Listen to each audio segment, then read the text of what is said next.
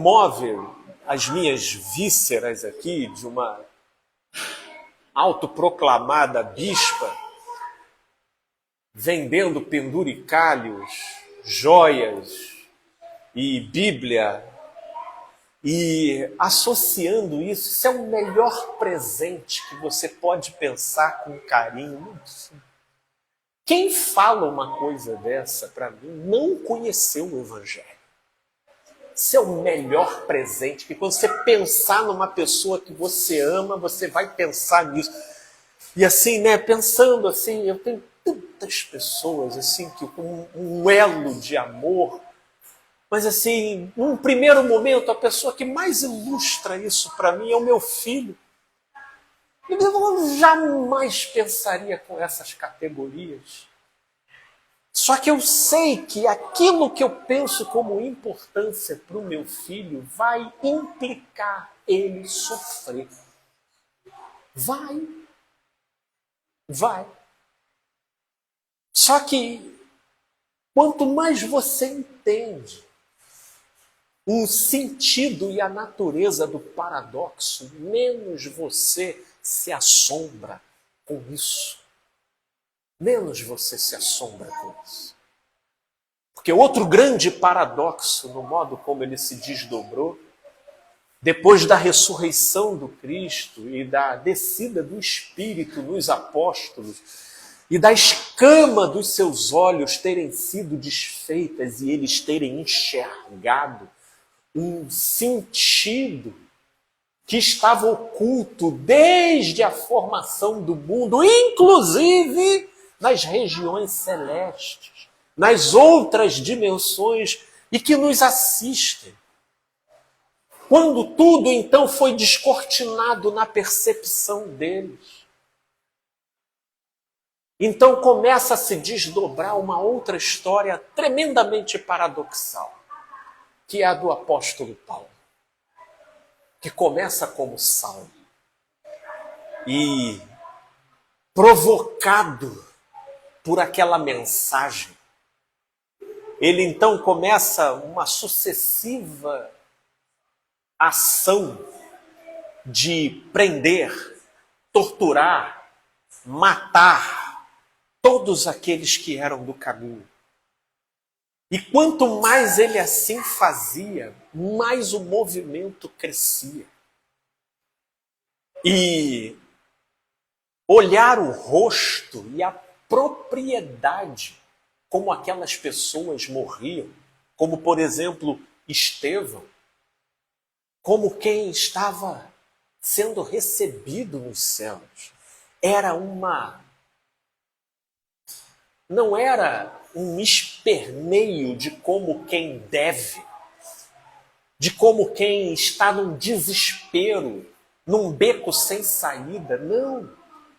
Era uma permissão de quem carregava uma transcendência, de que já olhava e considerava para além do que ocorria no imediato. E nós estamos falando aqui de um poder, gente, que o Evangelho concedeu. E por isso que me dá agonia assistir esses prevaricadores do Evangelho, que procuram ocultar e substituir esse poder eterno com distrações de vendas de penduricalhos e pedras que, comparadas com esse poder, são absolutamente toscas e sem valor, e ainda fazendo isso com o objetivo de enriquecer. Mas boa parte daqueles que se dizem cristãos e do Evangelho não veem problema nisso. Não se escandalizam com isso. Eles vão eleger agora novos deputados e novos políticos para defender as pautas que esses mesmos sujeitos inventam e levantam como suposto perigo em cima do qual eles serão os representantes e salvadores que vão resolver o problema, enquanto do lado de dentro eles não percebem a perversão do que está notória e progressivamente desconfigurando a prioridade, furtando da mensagem o seu poder. E que aqui hoje pela manhã é isso que eu quero contribuir como reflexão e provocar em todos nós aqui. O paradoxo que implica na possibilidade de entrarmos em corredores existenciais absolutamente aflitivos, desconfortáveis, por vezes massacrantes, provocando as nossas sensações com incentivos para o desespero, para o colapso. E no meio desse caos, ter a possibilidade de ser injetada uma esperança de que não há nada fora do controle dele. E de que aquele que nele crê, ainda que esteja morto, viverá. Não tem paradoxo mais visceral do que esse. E no apóstolo Paulo, que a gente começou a dizer aqui, ele então entra num esbaforimento de morte. Ele, como diz lá, Atos 9, ele respirava a ameaça. Ele bufava a ameaça. E dentro de uma dinâmica subjetiva que hoje a psicologia tem uma leitura mais especializada para o que aconteceu, mas à época ainda não necessariamente, ali já estava se desdobrando as dores de parto, a fim de que Paulo desse à luz a uma nova consciência e que acontece justamente quando ele estava a caminho de Damasco, junto com delegados e soldados para poder perpetrar toda sorte de prisões e tortura contra os do caminho, até que no caminho dele ele é atravessado por uma luz e que arromba a consciência dele para fora. E ele se vê perseguidor justamente daquilo que, na verdade, eclodiu dentro dele como uma grande vocação, um grande chamado, e que ele percebeu que assim já o era desde antes da fundação do mundo, mas de que aquela vocação precisava de um turbinamento. E a turbinação daquela vocação foi justamente o momento anterior que Paulo vive de se debater, de tentar conter, de perseguir, de tentar erradicar aquela situação. E todas aquelas vivências sedimentaram a catapulta que impulsionaram o vigor de Paulo dentro daquilo que ele compreendeu e dentro do chamado que ele recebeu para ele viver o Evangelho. Mas o que eu quero trazer aqui para a gente é que a gente não perca essa dimensão. Porque foi exatamente esse apóstolo Paulo que em Romanos capítulo 8 ele vai dizer: eu estou bem certo de que todas as coisas contribuem para o bem daqueles que amam a Deus. E é o próprio Jesus, inclusive, que utiliza a analogia da mulher que está para dar à luz. E ele o faz no momento em que ele está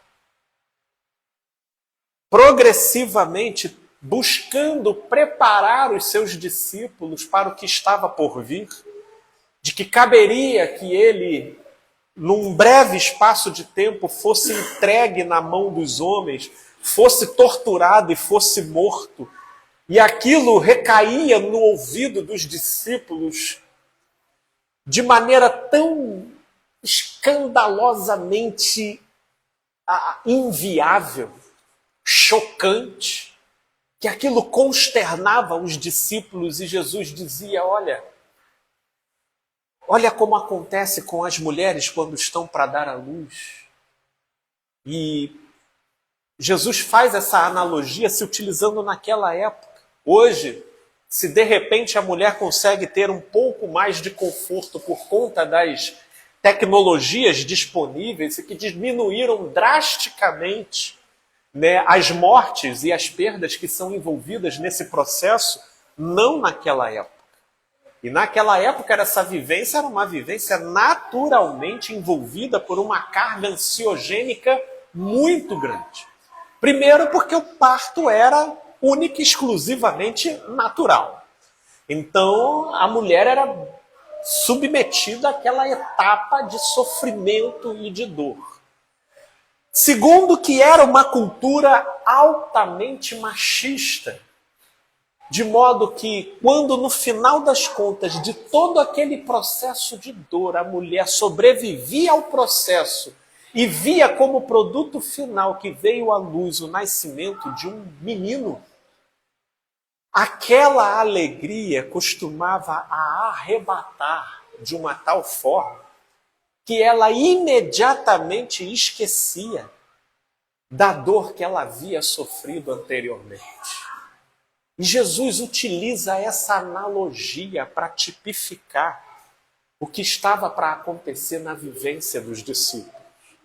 E os discípulos que acompanharam todo o moer de Jesus, qual deles, depois da ressurreição de Jesus e da descida do Espírito de Cristo no Espírito deles, tomaram a morte de Jesus como algo traumático? Qual deles tiveram gatilhos negativos daquela vivência? Porque aí aqui entra uma coisa que muito bem se apercebeu Viktor Frankl, quando aquele que sabe aquele que tem um para quê enfrenta qualquer como. Porque quando você desenvolve um sentido, aquele sentido, ele ressignifica todas as suas vivências. Inclusive, falando em paradoxo, estou citando propositalmente Viktor Frankl, porque ele foi um cara que viveu o absurdo dos campos de concentração de Auschwitz e que tiveram muitos dos sobreviventes àquela experiência que, mesmo depois de libertos, se suicidaram por não conseguirem significar aquela vivência. Mas o Evangelho carrega esse poder. Ele disponibiliza esse poder de nos santificar, de nos aprimorar, de nos aperfeiçoar a partir daquilo que padecemos. Inclusive, houve um certo período da trajetória da igreja primitiva que a compreensão desse paradoxo levou à produção de certos exageros. Porque muitos começaram a tentar provocar o seu próprio sofrimento e a sua própria morte. Inclusive a assimilação desse paradoxo no curso da história e do cristianismo levaram a certas produções e vivências anômalas, como, por exemplo, os monastérios, os isolamentos, os confinamentos, as vivências de desapropriação de tudo, da adoção de extremas pobrezas e de vidas altamente difíceis e sacrificiais. Tudo isso tentava e sempre tentou dialogar com essa lógica depreendida pelo poder do paradoxo desvelado pela revelação do Cristo, de tentar produzir o sofrimento para com isso crescer em entendimento e comunhão com Deus. Só que nisso subjaz um engano também. Porque toda hora que a gente tenta manipular as coisas para com ela querer, sob o nosso controle, produzi-las, isso já não é uma ação do Espírito. Já tem aí uma manufatura nossa no meio do processo. Por isso até que eu concordo com o Caio quando ele diz: dor não é algo para se correr atrás. Pode deixar que ela te encontre. E te encontra. Encontra todos nós. Né? Eu, inclusive, depois de entender isso, do que depender de mim, sã e lucidamente, procuro fazer as melhores escolhas, considerando todas as variáveis, dentre elas a menos dolorosa. Agora, se por alguma razão a dor estiver que estar ali, ou ela me encontrar, eu venho dia após dia desensibilizando em mim pela fé a natural reação instintiva que a gente tem de rejeitar, desprezar e se desesperar com relação à possibilidade da dor. Porque em Deus, nem a dor é uma expressão da desaprovação ou da punição dele. Porque nele, tudo nessa vida acontece nele. Mesmo a dor. Mesmo a dor. E é isso que eu quero ratificar aqui com a gente. Corroborar aqui com a gente. Fortalecer aqui com a gente. Porque esse poder e o exercício da nossa fé nessa direção, gente, isso é um antidepressivo. Isso é um ansiolítico. Isso é mais poderoso do que Ritalina. Esse Talopram, muito embora diga-se de passagem, eu não estou aqui recriminando nenhum desses remédios, viu? Todos eles têm o seu lugar, têm o seu contexto, e até eu, se tiver que tomar, eu os tomo. Mas, por outro lado, eu não tenho como deixar de falar daquilo que eu vivo e experimento, e daquilo que está disponível para todo aquele que crê. E que se entregar a sua consciência a esse exercício, a vida vai sendo desassombrada ao nosso redor. E mesmo os vales escuros e espinhosos, eles vão se tornando transponíveis.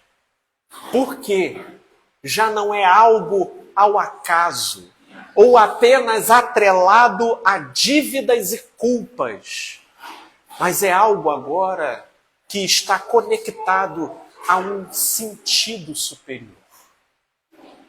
A um sentido. E todo sentido, por mais que não nos poupe do desconforto, eles operam em nós uma forja, um aperfeiçoamento, que quando chega o tempo devido, como Paulo no caminho de Damasco, a nossa consciência desabrocha com muito mais humanidade, sensibilidade, profundidade, enxergando a nós e ao nosso próximo e a realidade por um ângulo que muitos não alcançam, porque você desenvolve uma perspectiva absolutamente pessoal, concedida pelo Espírito. E vamos, como diz Paulo, de glória em glória, sendo aprofundados, sendo trabalhados e aperfeiçoados nessa graça. Gente boa, obrigado pelos que puderam acompanhar aqui no Instagram. Se entenderem que essa mensagem tem o potencial de edificar, curtam, compartilhem, porque isso ajuda a fazer a mensagem circular. Uma ótima semana para vocês. Paz e todo bem, gente boa. Valeu, querida Andréia. Valeu, querida.